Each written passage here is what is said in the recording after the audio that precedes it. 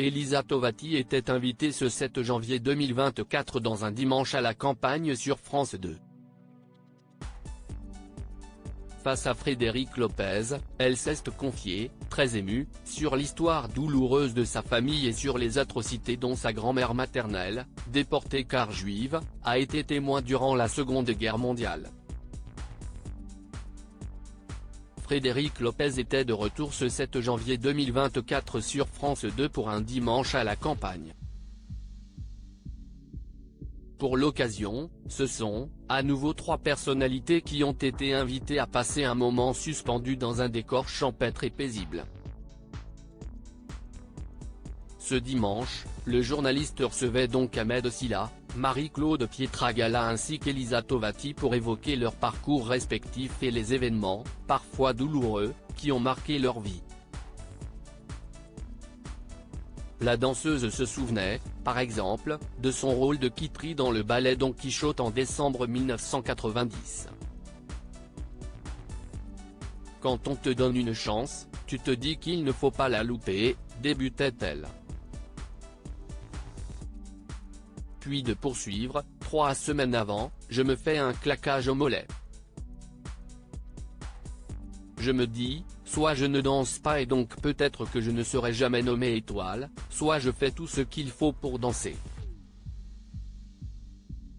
Elle parvient à tourner les 32 fois sur la même jambe et donc sur son mollet.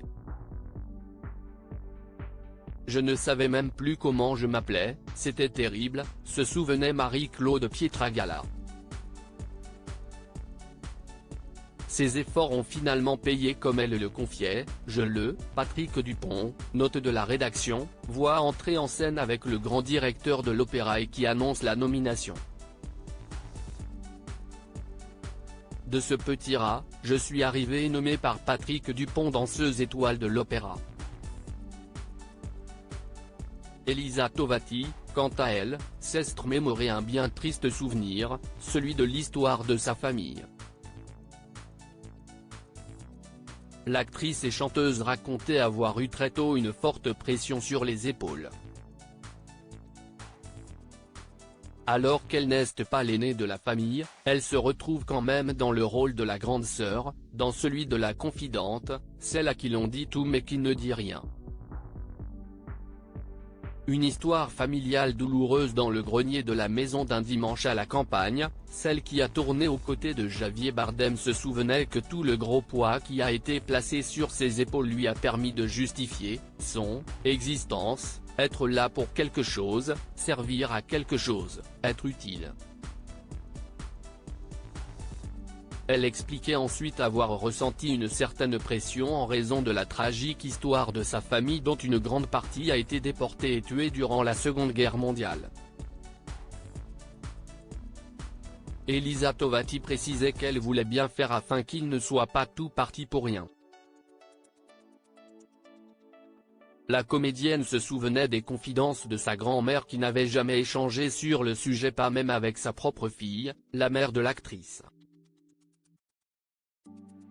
Les tortures, les viols, la guerre, les meurtres et les conditions de vie atroces dans les camps de concentration, citait la maman de Joseph pour parler des sujets abordés par sa grand-mère.